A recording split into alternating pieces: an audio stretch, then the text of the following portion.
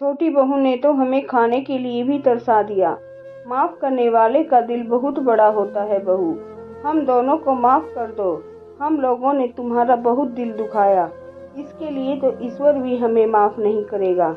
कहते हुए गोदावरी जी और दयाल जी की आंखें झुकी हुई थी। पहले घर चलकर आप लोग कुछ खा पी लीजिए, फिर आराम से बातें करते हैं। कहते हुए वसुधा ने आवाज देकर ऑटो रोका और अपने सास ससुर को सहारा देकर उसमें बैठाया और अपने किराए के छोटे से घर में ले आई। सबसे पहले उन्हें कपड़े लेकर वॉशरूम भेजा। नहाकर कपड़े बदल लीजिए, तब तक मैं खाना लगा देती हूँ। आप लोगों ने पता नहीं कब से ढंग से खाना नहीं खाया होगा। गोदावरी जी और दयाल जी जल्दी से नहा धोकर खाना खाने बैठ गए। उन्हें जल्दी जल्दी खाना खाते देखकर वसुधा की आंखें भर आई।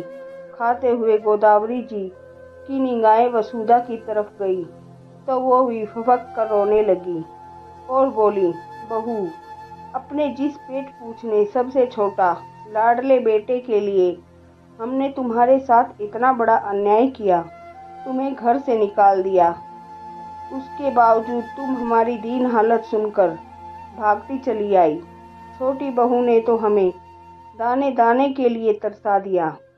कभी सोचा नहीं था ये दिन भी देखेंगे। माँ जी, जरूरी नहीं आप लोगों ने जो किया वही मैं भी आप लोगों के साथ करूं। आप लोगों ने जो गलती की उसकी सजा आपको मिल चुकी है। अब आप हमारी जिम्मेदारी हैं। ये घर छोटा जरूर है, लेकिन हमारा दिल बहुत बड़ा है।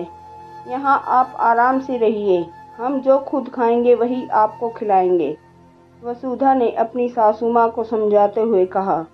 दयाल जी और गोदावरी जी के 3 बेटे माधव, केशव और राघव थे, जिसमें माधव अपने पिता दयाल जी के साथ दुकान पर बैठता था। उसके परिवार में उसकी पत्नी वसुधा, 2 प्यारी सी बेटियां छन छन और चहक थी। मंझला बेटा केशव अपने परिवार के साथ बाहर रहता था। सबसे छोटा राघव माता पिता का दुलारा था। जब तक उसकी शादी नहीं हुई तब तक गोदावरी जी उसकी वजह से वसुधा का जीना मुश्किल किए रहती और वो खुद भी वसुधा की हर बात में ढूंढकर मीन मेख निकालता और भाभी के खिलाफ अपनी माँ के कान भरता रहता। उसका मन ना तो पढ़ने लिखने में लगता और ना ही दुकान पर बैठना चाहता। जैसे तैसे उसकी शादी हुई। उसकी पत्नी रीना उससे भी 4 कदम आगे थी। उसने देखा कि सासू माँ वसुधा को कुछ नहीं समझती है, तो वो भी पति की तरह ही वसुधा के खिलाफ उनके कान भरती रहती। उसने देखा कि ससुर जी के साथ जेठ जी दुकान पर बैठते हैं, तो उसने अपने पति के कान भर के दुकान पर बैठाना शुरू किया। इधर उसने घर और दुकान दोनों जगह अपना खेल जारी रखा। इन दिनों वसुधा दोबारा गर्भवती थी और साथ ही रीना भी पहली बार मां बनने वाली थी। समय के साथ वसुधा के दूसरी बेटी हुई और रीना को बेटा हुआ। अब तो घर में वसुधा की स्थिति और भी गिर गई। रीना तो पहले से ही सास की सर चढ़ी थी, अब बेटा भी हो जाने से उसकी कीमत और भी ज्यादा बढ़ गई।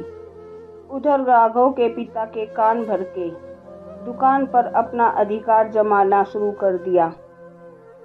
राघव तो माता पिता का दुलारा था ही, तो सब उसकी सुनते ही थे।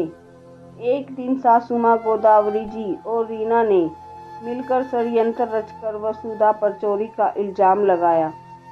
माधव सीधा साधा अपनी पत्नी की बेगुनाही की गुहार लगाता रहा, लेकिन किसी ने नहीं सुनी और उसी समय उन्हें घर से और दुकान से बेदखल कर दिया। माधव वसुधा अपनी दोनों बेटियों के साथ किराए के घर में रहने लगे। माधव ने प्राइवेट जॉब पकड़ ली और वसुधा घर में ट्यूशन पढ़ाने लगी, जिससे उनकी जिंदगी की गाड़ी सही चलने लगी। इधर अपने छोटे बेटे राघव और उसकी पत्नी के कहने में आकर गोदावरी जी ने अपने बड़े बेटे बहू को घर से निकाल दिया था, लेकिन अन्याय करके वो भी सुखी नहीं रह पाए। उन लोगों के घर से ही निकलने रीना अपना रंग दिखाना शुरू कर दिया। उसने ससुर जी को भी दुकान से ये कहकर हटा दिया कि आपका शरीर थक गया है, आप घर बैठिए। वो दुकान का सामान और पैसा अपने मायके भेजती रहती। गोदावरी जी और दयाल जी सब कुछ देखकर सुनकर भी कुछ नहीं कर पा रहे थे।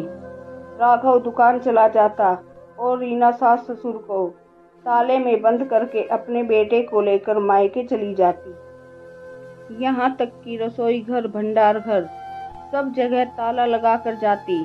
वो दोनों बेचारे भूखे प्यासे घर में बंद रहते। एक दिन मौका पाकर उन्होंने एक पड़ोसी के द्वारा अपना संदेश अपने बड़े बेटे बहू को भिजवाया। वसुधा ने जैसे ही सुना, अपनी दोनों बच्चियों को मकान मालकिन के पास छोड़कर भागती आई। माधव उस समय ऑफिस में था। वसुधा ने पड़ोसियों की सहायता से पुलिस को खबर की और घर का ताला खुलवाया। पुलिस ने फोन करके राघव और रीना को बुलवाया।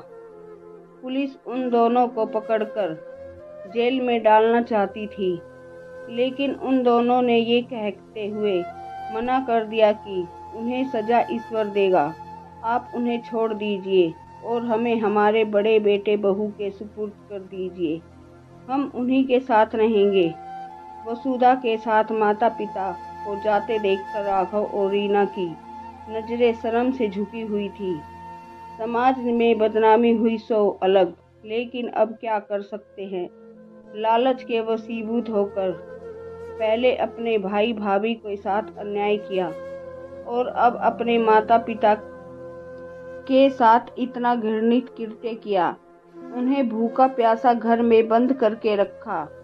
उसकी सजा उन्हें माता पिता ने ना देकर ईश्वर पर छोड़ दिया। वसुधा उन्हें लेकर अपने घर चली आई।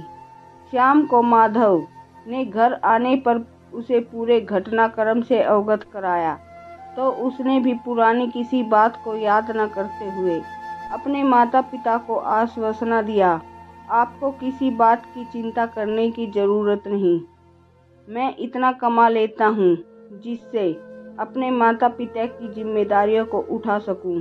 कहते हुए माधव अपने माता पिता के चरणों में झुक गया। वसुधा माधव के साथ दोनों बच्चियों भी अपने दादा और दादी को देखकर बेहद खुश थी।